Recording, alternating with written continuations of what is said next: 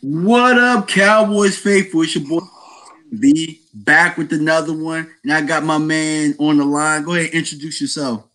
What up? What up, everybody? It's Elton again out on the West Coast. Yes, sir. My man in Vegas. We chilling. We chilling. I'm on the East Coast. You on the West Coast, and we covering our Dallas Cowboys on another Wednesday night. Man, we got a jam-packed show, but we also want to have a Q&A at the end like we normally do. But the topics that we have right now, I know that the what I have right now is D-Law to sign soon, so I'll jump into that. So D-Law was actually spotted with his agent actually meeting.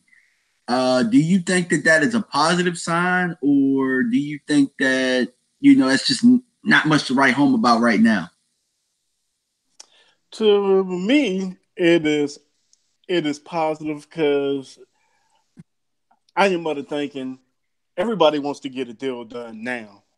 And like I probably said in the past weeks, nobody wants to wait to the July 15th deadline, regardless if people think he's had the surgery or not. Everybody he actually probably wants to be a part of OTAs, mini camps. The damn team would want him to be a part of that. So I would think they want to get a deal done now more than later. And I think the more they meet, the better it is.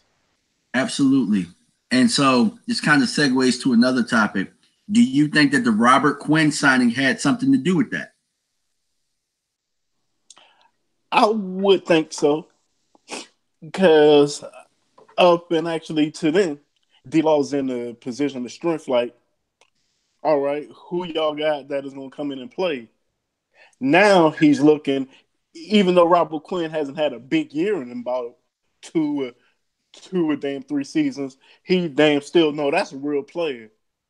And we can hope with Taco, we can hope with Dorrance Armstrong or whatever. You know what you have with Robert Quinn. He actually had 19 sacks in the season, so you know what you got. Yeah, and I actually believe somebody brought it up. I'm not sure exactly who brought it up, but he's never really had a supporting cast around him. So he's actually going to have a supporting cast with him coming into Dallas. So it might be something that's very, very different. You know what I mean? Like, and he's going to have a coach. You're going to have a proven coach. Not sure that he's had a proven coach in his career in Rod Marinelli with the defensive line. But if Rod Marinelli can make a guy like George Selvey come up here and lead our team in sacks, I think that's who we were looking for a couple years ago. Yes, it is George Selvey. Yeah. So if he can lead George Selvey to get another contract, what do you think he's going to do with a Robert Quinn? Because I think the only time Robert Quinn has had somebody was with Aaron Donald, and that was before Aaron Donald turned into really Aaron Donald. Aaron Donald's been good from day one, but these last 3 years is when he turned it up. Okay, shout out to Carol for the super chat. Really appreciate it. Thank you. And so Joseph Sandberg is saying supporting cast is important.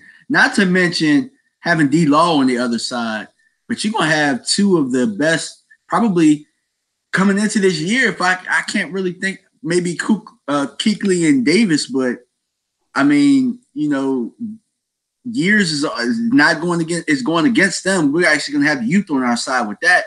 We might have the most explosive tandem at linebacker. And we'll Absolutely. Probably the only other tandem, but actually they have more pass rushers with Bradley Chubb and Von Miller. Yeah, so I mean, I'm really excited to see what he can do, man. Really, really excited. Let me see something. So let's see. While we're talking about defensive ends, I talked about this a while ago, and actually it kind of worked out for what I was saying a little bit better because he's actually cheaper, but we extended Randy Gregory, and it looks like for really, really cheap. At the most, we're looking at we extended him through 2020 for about, if I look at it, probably close to $1 million or something like that. Like they got 310 of his money that's guaranteed from now until then, and then I think that $725,000 go to the other year.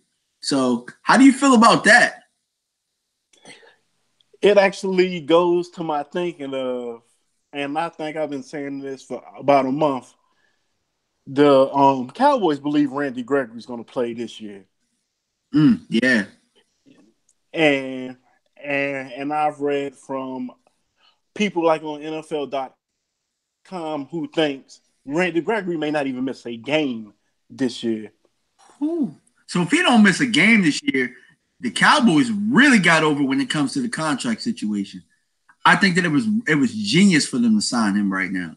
And I'm saying it like, even though I thought that, it's like, yeah, he has the possibility of signing up and getting in trouble. But then if he gets in trouble, you're not paying him. So you lock up one of the up-and-coming pass rushers alongside your guy that's going to be making a lot of money. And you save yourself in the long run because you know what you have and you know the potential that he really brings. And I actually look at this suspension. His next contract, regardless if he plays this year and next year, he actually can't go and say, I actually need $18 million a year. Yeah, I know. So, like, I feel really, really, really good about that. Yeah, I feel bad for Randy Gregory and, in his money. I really like to see players get paid. But at the end of the day, when you're messing up, you still have an opportunity to play. So, you're making a lot more money than I'm making right now. So, I ain't going to be too mad that, sometimes the Cowboys have to win negotiations too. So, I think that them standing behind him and at least keeping him a job available is more than enough at this point. So, yeah, I mean, because I think me and you talked about it probably around January, February, before any of this happened, and I was like, after reading Randy Gregory's article on ESPN, I looked at him different. I didn't look at a guy as just smoking weed to smoke weed. I'm like, it is more mental health issues than anything, and I'm like, okay, I can get behind him. And sort of like when the suspension came, and even then, they was like, yeah, the NFL is suspending him, but it is a good chance he may not even miss a game because everybody understands what actually is going on with him. He actually can't smoke weed, but they don't look at him like they do David Irvin. My question is, do you think that did he actually pop dirty for a piss test, or did that article have a lot to do with some of that? I think he might have popped dirty because I remember hearing last year he actually popped dirty again during training camp, but the NFL said, you know what? We already know what you're going through, so we are going to give you a pass on this one. And he relapsed again. So I was like, all right, we're going to definitely suspend you, but if you show us, again, you were working hard, which by all accounts everybody think he is, they let him come back. Okay, let me get a couple quick shout outs to the people that's out there. What's up, Raymond, Joseph, Meticulous Cowboy, Thomas Garrett. What's going on, Carol? Joseph Sandberg, Zen Hulk Fitness, Zachary Nations, and my man Damo. What's going on, y'all? What's going on? So we're going to open up Q&A in a little bit, but we still got a little bit more to talk about. So you got your phone ready because this is my favorite part of the whole offseason, the draft, man. I really love the draft. I love breaking down players. And if you haven't had a chance to go down and see some of my videos, go check out the couple videos that I just put out. I did one on Taylor Rapp the other day. I did one, I just dropped it yesterday on the top 5 as far as the power rankings of who I think the Cowboys are going after. And one of the guys was at number 2 was your guy, Jay Sternberger. So, there's a lot of Cowboy faithful that are saying we don't need a tight end. What do you say to those people? Because I know you jumped on, you jumped on the bus for Jace before we even started breaking down anything. So what do you say to those Cowboy fans that say we don't need another tight end? I totally disagree, personally. Now, you actually, Mike, can push me off that position if you tell me Blake Jarwin makes a huge jump this year. But we can't guarantee that. Nope. You can't guarantee me Dalton Schultz makes a huge jump. I agree. You know what else too? I'll tell you this. You know how I know the Cowboys weren't sold on the tight end position? Not just for the fact that they brought in they're going to bring in 3 for their pre-draft visits, but for the fact that they allowed Jason Witten to bring his ass back lets me know all I need to know about the tight end position. Exactly. Because we could say this until we blue in the face. We could be like, oh, we love Dalton Schultz. We love Dalton Schultz.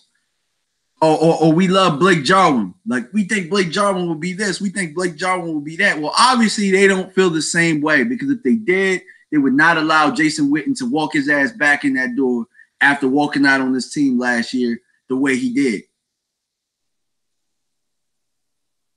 So I'm going to look up some of these top 30 visits. Name a couple of them off, but we got Jace. Taylor Rapp is one of them. Juan Thornhill is one of them. Another safety, Jonathan Abrams. I had Jonathan Abrams as the number one guy that I believe that they're interested in, although Jace had the private workout and he had the private visit. Talk a little bit about Jonathan Abrams and what you think about what he can bring to the Cowboys, even though we talked about it before. But shit, I mean, I looked at him. I actually like how he moves. I like his presence in the box. I mean, because it is probably, and I said this yesterday, my biggest reason for Jace is because I think he has the most impact.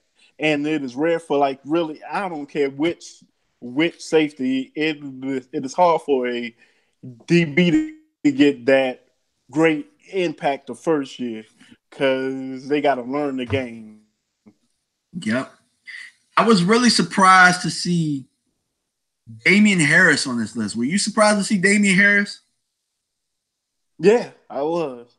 I mean, if the Cowboys got him in the 4th or 5th round, you ain't gonna.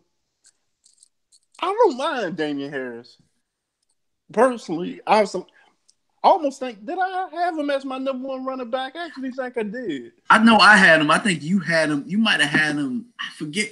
You might have had him at 2, because I think you had Josh Jacobs at 1. Yeah. I did have Josh Jacobs at 1. Yeah, so I mean, Alabama, and you know what else? I mean, I've noticed that for the most part, the Cowboys haven't really showed an interest in Alabama players like that as like previous drafts or whatever. Like, yeah, last year they had Rashawn Evans, but other than that, I really don't like. We always want Alabama players, but we don't always get them. And then now you're looking at 2 that are in the pre-draft visits. You got a linebacker in Christian Miller in Alabama. Another thing that I've noticed too is that, like, when I look at the breakdown, they have 4 linebackers, 2 defensive ends, 3 defensive tackles, 2 cornerbacks, 6 safeties, 3 running backs, 3 receivers, and 3 tight ends. I was not expecting the linebacker position to be something that they were really, really, really interested in. But I see them looking at a lot of outside linebackers. So do you think that they're looking to fill that Sam position? Sam and special teams. Yeah, so I was really surprised to see that, man. Even though they are saying Sean Lee's probably going to be the Sam this year, which, okay. I don't think he's big enough, though. You know what I'm saying? Like, Sean Lee, like, normally you want your Sam to be pretty big. Like, I thought that, like, my personal favorite lineup would have been Sean on the weak side, Leighton in the middle, and then maybe Jalen as a Sam. That's if you have 3 linebackers on the field. But a lot of teams these days do a lot of 4 wide receivers. They run a lot of 4 wide receivers, 3 wide receivers. So you're constantly in the nickel. So it takes away that Sam linebacker off the field. So we haven't really seen that a lot, but I mean that is a possibility. I just don't see Sean taking on a lot of them strong side blocks. You feel me? Yeah. I mean, I think they all can rotate. I can see Jalen coming off strong. I can see Leighton coming off the strong. I mean, but as you gonna say, you ain't gonna really see too many times where it's gonna be three linebackers on the field, except maybe on first or second down. One of your And personal I'm actually looking at the teams we can play, yeah, we ain't gonna really see a heavy run team except maybe Buffalo. Buffalo. Oh, man, I can't wait for that game. We're gonna really see how good your man the Sauce is in that game. But I And got it's in Dallas also. a feeling we're gonna lock his ass up straight up. All right, so one of your personal favorites is on this list, and we've been talking about it. Hopefully, we talk it into fruition. But Mike Weber was on that list from Ohio State, top 30. Oh yeah. I, I would damn have a smile on him. Bryce Love. You ain't gonna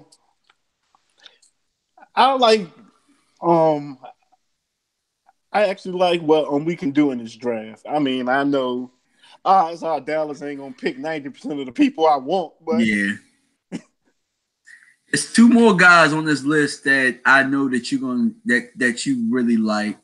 One of them is Debo Samuel. Talk to the people about Debo because you was telling me about Debo long before I really got a chance to really look at him and see how explosive he is. So go ahead and tell the people about Debo Samuel, what he could bring to our offense. Debo Samuel to me he's sort of built like DK Metcalf, but he actually has real football skill. Okay. I mean, he and like what Sanjay Lyle wants to do, he can play inside, he can play outside, so he's versatile. So you never know where he's going to be. Great hands, great route running. While I don't want a wide receiver in the second round, if they pick Debo, I am not going to be mad. Yeah, I agree. But I Like don't. everybody's talking about Andy Isabella, blah, blah, blah. Like we got to stop this whole notion that because you got rid of one white wide receiver, you got to get another one. You know what I'm saying? Like, yes, he's a beast, but there's more than just that type of receiver that can play slot. Like you don't have to have a certain type of guy to play the slot. And I don't want to make it seem like I'm talking about race. I'm trying to get away from that. You know what I'm saying? I'm trying to get away from the whole this person is like that person. That's why I'm saying that. You know what I mean? Like you get a whole bunch of Andy Isabellas, but you get a guy like Debo Samuel. Nobody thinks that he could be, that could fit that slot type. You know what I mean? Like that can fit that role, that can, run routes and be that third down chain type of guy. Like if you got those characteristics, you got those characteristics. Like it doesn't matter. Like, oh, we trying to replace a Cole Beasley with this type of guy. And the other person, and the last person we're going to talk about with the top 30 is Chauncey Gardner-Johnson out of Florida, which surprised me. Really surprised me. What do you think? Because I don't really see him fitting as a Rashard type of DB. Do you think that possibly they're looking at him as maybe a corner and maybe they're trying to phase out Jordan Lewis possibly? I actually can't see Jordan Lewis as a draft day trade. It's just one of those things I just feel like, yeah, Jordan Lewis ain't going to, I don't know. Yeah, they said he's not on the trading block, man. But when they actually say you aren't on the trading block, you were usually on the trading block. Yeah, the thing about Dallas is when there's smoke, there's fire, man. Normally, when there's smoke, there's fire, and if some source something, man, they got loose ass lips around that locker room, bro. Loose ass lips around that locker room. Ain't there is damn no facades in Dallas. If you damn hear something, it is usually that way. We don't do no smoke screens. Oh yeah, we is bringing in this player. No, because that's the player they want. Okay, so let's go through some of these comments, man. Let's go through some of these comments. Raymond said Taylor Rapp falls to us. Forget about it. It's over. I think it depends, man. I think they like Abram more than they like Rapp. I don't know why. I just feel that they want. I don't know why. I just feel like they showed more interest toward and more smoke. More of the smoke, as far as when I say smoke is fire, more of the smoke is towards Abrams' way, in my opinion. What do you think? Yeah. That is how I feel. They have done more with him. And then usually who they spend time with is guys who they want. Okay, Adamo said, I think Chris Richard would prefer a taller DB over Taylor Rapp type. I agree with that. It is. But if we're looking at these DBs in the draft, and we're looking at safeties, for one, it really don't matter how tall you are really at safety, because for the most part, you're giving up ground. Secondly, like in our scheme, it makes more sense when you have the outside guys if they can turn their hips and play cover three. You know what I mean? Like you can give up. You can kind of, allow your guy to get a couple steps on you, because if they're shorter, you can kind of reach your arms up and stuff like that. At safety, I'm not seeing too many tall safeties. Everybody's about 6 feet, 6'1". So that's where I'm a little lost on that one, because I'm like, who out there is much taller than Taylor Rapp at the safety position that we're looking at right now? I want to say Abram is about 6 feet, 6'1". I would have to look it up. I know Chauncey's a little bit smaller, and they're looking at him. I think Chauncey's 5'11", I think. Probably because I don't like Chauncey. They are going to draft him. Okay. Damo said Georgia Loca can line up at linebacker. You know what? That's actually not that bad, because at first it sounds kind of weird. But if you look at the situation we were in the Rams game last year, where Jeff Heath ass was in the box and they was getting his little ass up out of there, was getting his little ass about the club, Georgia Loca might have been suited a little bit better for a game like that, where they were specifically trying to target Jeff Heath with the backside tackle and the zone blocking. You know what I mean? Yeah. Let's see.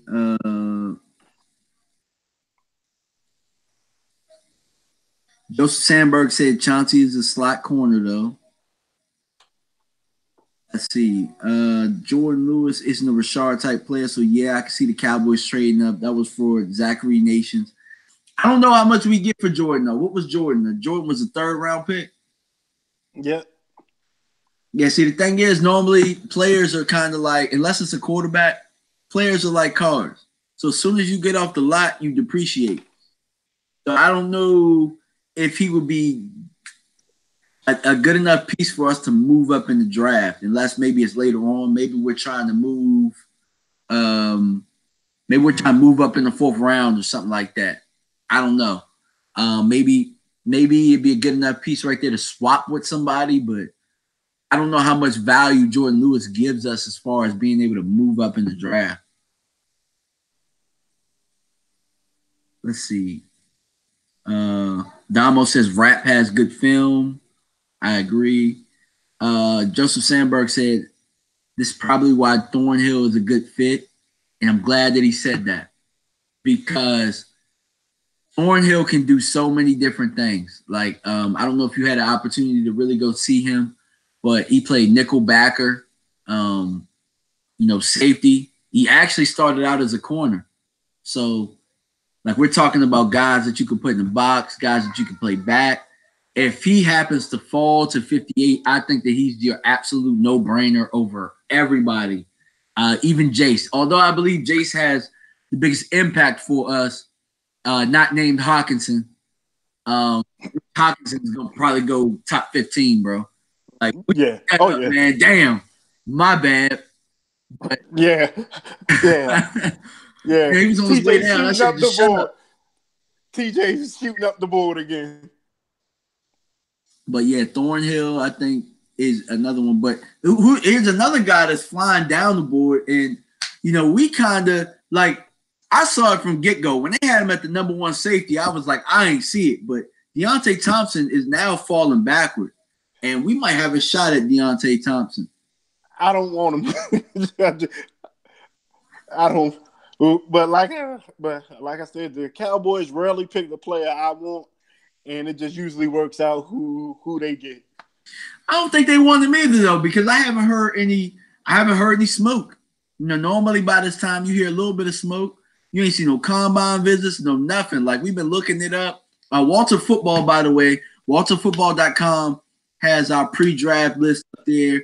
Blogging the Boys, they have our pre-draft list. And then there's InsideTheStar.com. So the way that I was able to compile the list was I was able to look and see, all right, well, this name is on all three lists. So they got interest here, obviously. Like my source isn't failing me. These sources aren't failing me.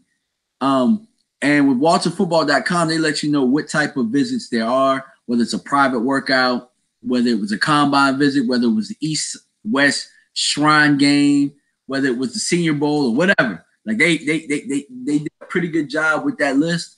And I mean, you know, where there's smoke, there's fire. On none of those lists did I see Deontay Thompson's ass's name. They probably feel about him just how we feel about him. So and if they watch the game film, they're like, nah, we already got Jeff Heath. Yeah, pretty much. You know what I'm saying? Pretty much. I think that a lot of people are agreeing what we're saying right now. Joseph Sandberg said, how about Gerald Willis' visit? He did get a visit. He's actually on all the lists, and I think that he has a very good shot of us taking him at 58. Very good shot. He was actually number 3 on my list, Joseph. If you had a chance to go look, he was number 3 on my power rankings. Have you had a chance to look at Gerald Willis? Not really. Okay, so you're gonna probably hate him because he plays at the U. I like the U players. Okay, I mean you better because we had Michael Irvin from the U. So I mean, I like the U players. The U players pan out. Georgia players. I said Georgia. Florida players. Nah, not really. Yeah, but we had Emmett though. Yeah, I mean, let's say that was different. It is an outlier. Shit, our damn whole 90s dynasty was a bunch of Miami players. Russell, Maryland. Yeah, shit. Maybe we need to get back to that. But yeah, Gerald Willis, man, he can play the 3 tech, he can play the 1, he can play the 0. If he's about 6 feet, 300 pounds, so he's kind of like he's a funny guy. Like, not gonna say he's a funny guy, but he's very coordinated for a guy that looks like he does. Like, he looks like this real fat dude, but he looks like a fat dude that can dance. You know what I'm saying? Like, I know, like he got nimble feet. Yeah, he got nimble feet. He got fast hands. For the life of me, I'm trying to. Well, he's actually the number 55 rated player overall on CBSSports.com. And for you to be a big guy that can play I played a lot of the 1 tech and 0 technique. For a guy that plays a lot of the 1 and the 0, I think that that's pretty high for a guy that's built like him. So I think that if you're able to get a guy like that at 58 where there's no – I think that the value would be there, but I just don't know if the Cowboys value defensive tackle right there at that spot, although we set our draft board up that way. But I think that they probably, looking at the numbers, they probably value tight end and safety a little bit higher. What do you think? I think so. I mean, it is one player on that team who I think is ready to burst out, but he always get hurt. I am probably one of the few I actually like Malik a lot. Like who? Malik Collins. Yeah, I agree. And we're not as thin at the defensive tackle as we've been given off. Like I think that in certain situations they move Taco into the 3. We still have Tyrone Crawford. Although David Irvin situation, left us to where we can't really cut Crawford. We definitely can't cut him now. But we have Crawford, we got Collins, we got Dayton Jones. Remember, Dayton Jones got hurt, but we really liked him in camp. They love Antoine Woods. Yeah, we got Antoine Woods. So we're not as bad at that position as we think. We just really want an impact guy at that position. We want somebody that, we want a 10-sack guy. Lawrence, yeah. Like, we really want an Aaron Donald. We understand that Aaron Donald was a top 15 pick. And we ain't got a top 15 pick, so we ain't gonna get an Aaron Donald. Unless you pay for Aaron Donald. And the thing, go ahead, what were you saying? Because you had Warren Sapp, you actually had Tommy Harris when he was in Chicago. So because we're having somebody that get 10 sacks on the damn inside, that would change the whole life of our defense. You actually could put me at corner, and it wouldn't matter. Oh yeah, I forgot we got Christian Covington from the Houston Texans as well, and we just picked up Kerry. I forget his name. I already forgot his name. Is it Kerry Hayden? Yeah. So we already got him. So we're not as bad at the defensive tackle position as we making it seem. We just don't have that one guy. We have that guy with a pass rusher. We have those guys at linebacker. We have those guys at corner. We just don't have those guys at safety and defensive tackle. So it makes it look a lot worse than what it is. I feel like it's more of a need at safety than it is defensive tackle now that I think about it, Yeah, I mean, if we went into the season right now on what we have, I am still comfortable with on what we got. Do I think we need to upgrade? Yeah, but there is no NFL roster where you are perfect at every position. Absolutely. But we have the opportunity with this draft to become as close to perfect as possible. And so with that, we're going to open it up. We're going to open up the floor to questions. Stevie Mack said, seriously, John Harbaugh is right.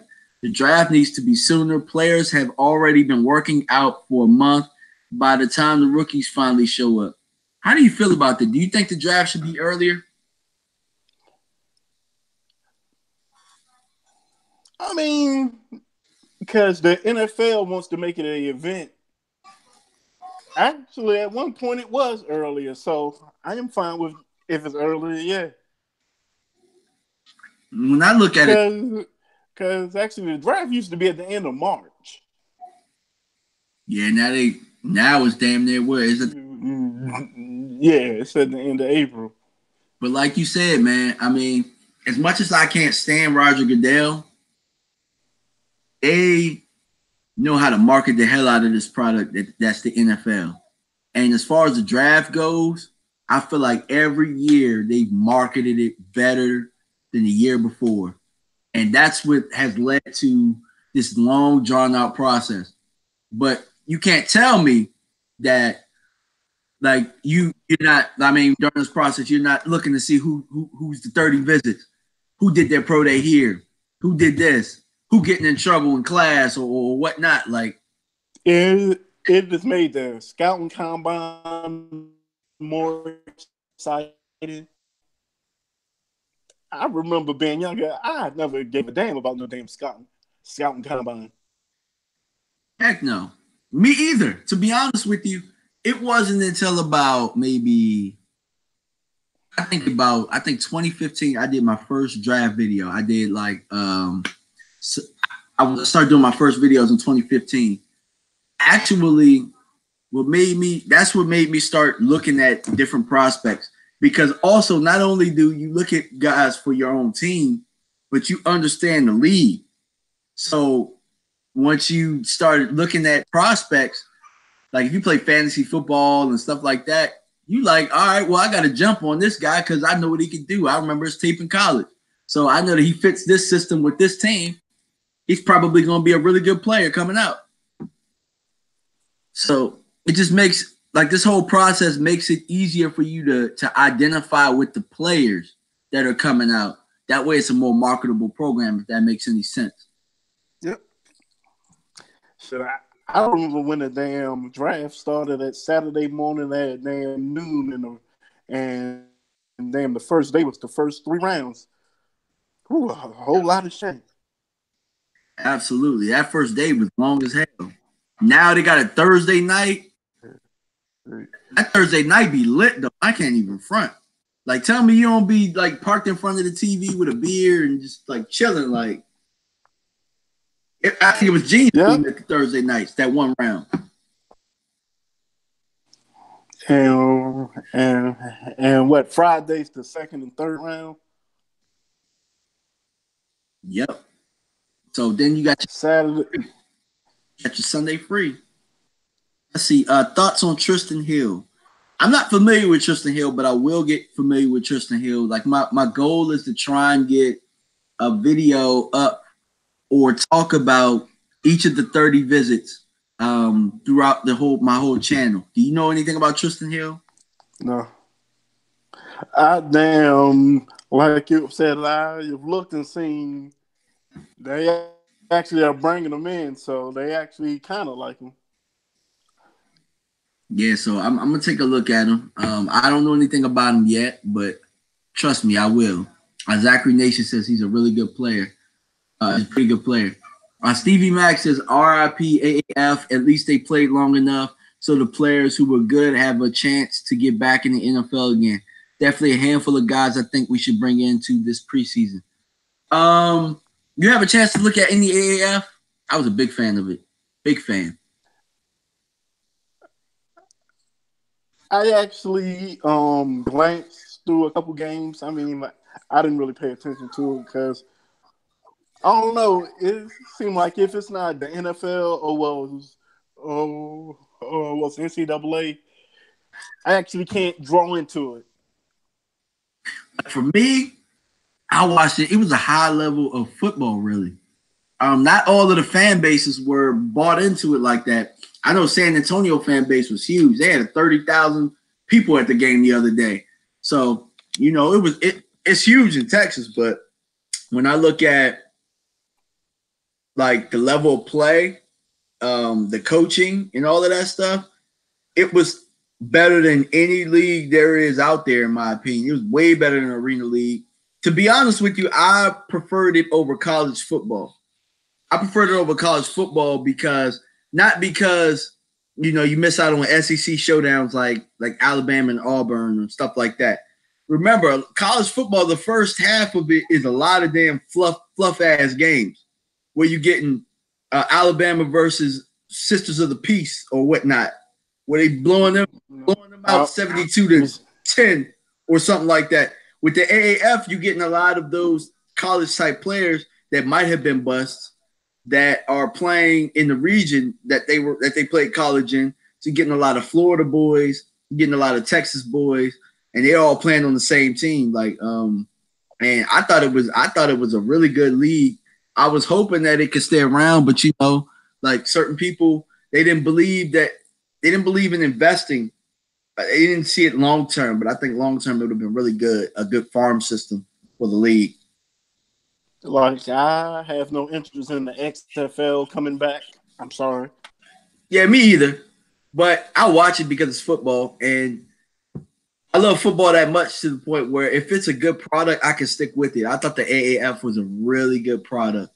Arena football, I fall asleep, bro. I can't deal with that damn motioning and stuff like that. Like, I need to see real football. Like, that short ass field, and I'm okay. I'm okay. I don't need to see a 73-68 game because it's a short ass field. Yeah, me either. You know what I'm saying? Like, I was probably one of the few people who actually wasn't impressed when the Rams played the Chiefs. I'm like, okay, yeah, this high scoring, but ain't nobody playing defense. To me, I'm like, oh, whatever. Now, this is what I will say though. Like, I prefer the AAF over the long ass preseason. Like, I feel like preseason should be 2 damn games and call it a wrap. You almost feel like me. I actually love my team, but after like the first quarter and a half, I'm like, yeah, I can do something else right now. Absolutely, dude. Preseason is tough The worst. because it's like other than like the blue white scrimmage, like where you get to see your ones on ones and stuff like that. Like for the most part, you just tuning in every day to DallasCowboys.com just to hear about your veteran that had two snaps all day or something like that. And I mean, I know Dallas does a very good job of covering their preseason, so we have a good chance of knowing what's going on. But these other teams, like when we get to preseason games, like it's just like, you know what I'm saying? Like, This is the only thing I'm doing a preseason. Going to DallasCowboys.com and I'm pretty wise loading. No damn no torn injuries. Yeah. ACLs today. Yeah, I mean, please, no. Okay. Another Every day, year a season no. is lost. Every year a season is lost. Season. Yeah. That is all I hope for. But I will say this though. We lost Sean Lee one preseason, but we sure as hell ain't lose that season. It let me know that Zach Martin was real out there. Yeah. Okay, let me see. Do we got any more questions, guys? We'll go until about 8:20. We got about 5 minutes, so let's see what kind of how many questions we can field until then. We got 13 people on right now. What question do we have? Let's see. Okay, Joseph Sandberg said day 3 is what value is in the draft. Film to watch on Hill is from year before last. Justice Hill. That's another guy that we're really, really, really high on. Yeah, I like Justice Hill a lot. Okay, let's see. Stevie. He is probably my second or third preference of running backs. So you got Bryce Love. You got Bryce Love. Who do you have around second or third? Weber. Okay. Yeah. Weber. You're like me. I think we need a scat back type that can carry the load. Because I'm not afraid to get a ball to a little guy. I'm not afraid to have a little workhorse, bro, if we need to. And I think that those guys can do the job. Stevie Mack said, we started off so slow last season since we hardly played our starters in the preseason. But yeah, I get why. Not worth getting injured over at the same time. And I look at it this way, bro. Zeke ass don't be in shape until the second month of the year. Preseason does no good for him. It don't matter if he go in them hot ass Oxnard days and sweatpants or not. That man is never in shape when the season starts. Never. Nope. And to me, it ain't no need to even get him any carries. I can deal with him at 75 yards a game in September. But once October kicks in, you can cancel Christmas. Well, it'll be a little different this time, though, because, see, this year we will actually go in with the number one receiver. We didn't have that last year. Matter of fact, when's the last time the Cowboys really went into a season with the number one receiver? Because I'll say 2015. Would you say it was Dez? Yeah, Dez 2015. Because for me, I always felt that Dez was a really good number 2. And I say that even though his number said something totally different, I always felt that there were games where Dez would explode. Dez will have like 200 yards, 150 yards here. And then there would be 2 to 3 pocket games where he would have like 20 yards. And it was normally against your top corners. That's why I always thought Dez was a really good number 2, but he just so happened to have a guy like Romo that threw a lot of passes his way. Because when Dak came around, Dak was spreading that ball. Them numbers ain't look the same, did they? No. But people blame that on Dak, but we're not gonna go there. Yeah, but see, look at Amari numbers though. Mario go get open for you. Yeah, exactly. I mean, yeah, Dez later on down the stretch got hurt a little bit, but I'm just saying, like, Amari is the number one. He's the number one. And He's the number and my one. yeah, and I don't care what anybody says. People damn say good damn QB should throw you open, but no damn QB wants to throw in tight windows all the time. Hell no. Hell no. See what else we got. Damo said don't sleep on guard or tackle position, I guess, in the draft. And I agree with that. I know my man Vosh Lombardi was trying to paint this picture that we should get an offensive lineman high.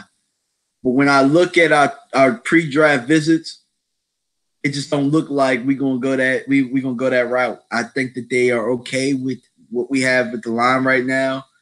And to be completely honest, I'm not.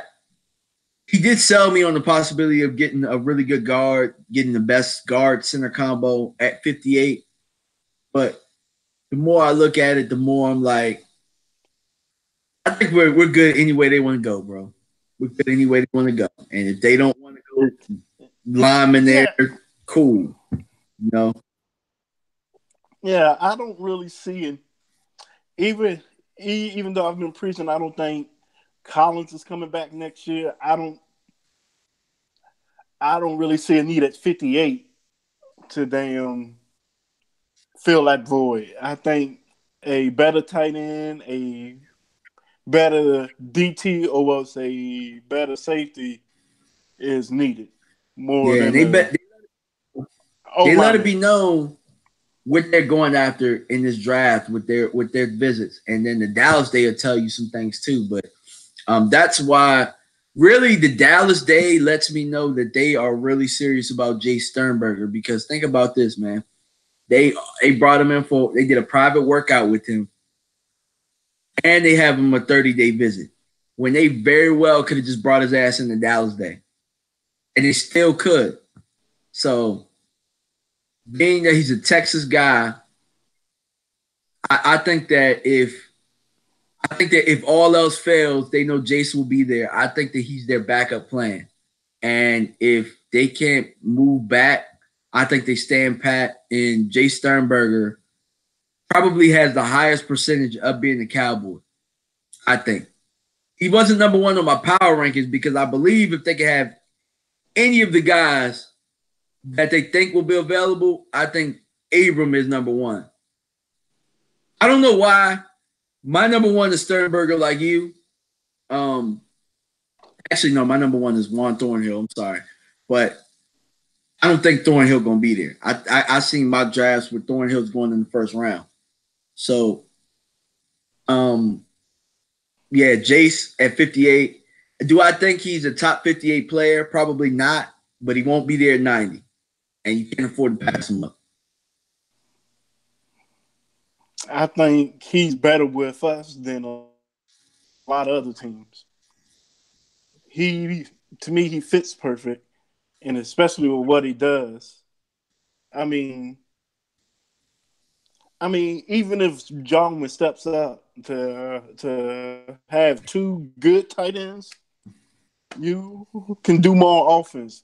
You can be in four receivers because we actually got a good four receiver set. You can be in 12 personnel. I mean, the more versatile your offense can be, the better you are. Yeah. Somebody said, let's see, Zachary Nation says Sternberger in the third round. I mean, if that ain't going, I don't think he's gonna be there, bro. I really don't. Not with my, like, I'm looking at it and they talking about Green Bay taking Hawkinson. Font gonna go in the first. I mean, you're gonna have two tight ends in the first round. Ain't no way in hell Sternberger making it to the third round. No way. Not unless they get lucky like they did with Jason Witten, where they then wanted him in the second and said, okay, yeah, we'll wait another round. And then he happened to be there. That ain't gonna happen, bro. Like, you gotta think. Me either. Like 58 is damn near the third round. Right. Yeah, it is. Damn near the third round. So 58 is really a third round pick. Like, You think he's gonna be there by 90? Hell no. Hell to the no. Not gonna happen. He's more of a 74 type guy. But best believe this, like I told you before, New England got 32, they got 64, and they got number 73. New England ain't passing on his ass 3 times if they ain't got a tight end already. Just not. No, they're not. No, they're not. Because if we don't get him, he will be in New England. Stamp it. Straight up. Shit, hell, they damn might jump in front of us to damn get him. They might, bro. They got the ammo to do so. And then another thing that people that they were talking about on the draft show was the possibility of trading back with New England if there's somebody that they want, getting 64, taking their 64, and then we possibly getting like one of their like 103 or something like that too. So there's that possibility, but I don't know about that, man. I kind of want to stand pat at 58. I'm not to me with trading back.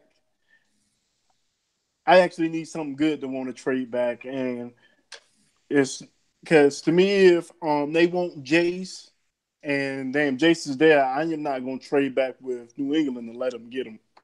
Hell with that other pick. Okay, Derek Clegg said, do you think the Cowboys will try to move up from 58? Possible. I don't see it, but possible. I don't know what value we have to move up. We would have to dig into next year's draft in order to move up. And I'm trying to think, what player do they feel is he's worth it? I can see us moving up in another round. I don't know about moving up from 58. We've done it before, though. We did it with Tank. Found a way to move up. Yeah, I mean, it's like anything's possible. Like I said, now, do I see them jumping in the top 15 of the first? Hell no. But if they did, it actually would raise my eyebrows. I'm looking at this list. Nobody on that list is anybody worth jumping up for. Like, we have to take that list for what it is. It's pretty much our guide to who the Cowboys are going to do. Outside of Morris Claiborne, they have stuck to that.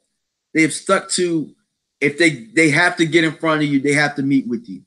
They have to know what kind of character, type of person you are. So if you go back in the history, the Dallas days and if you go back to the Dallas days and you go back to the pre-draft visits, like, if they're not familiar with you, they're not drafting you first. You know what I'm saying? So I can't see anybody worth trading up for that they've met with. And in the end, they actually almost should have stayed damn patting that draft because they damn could have got Fletcher Cox.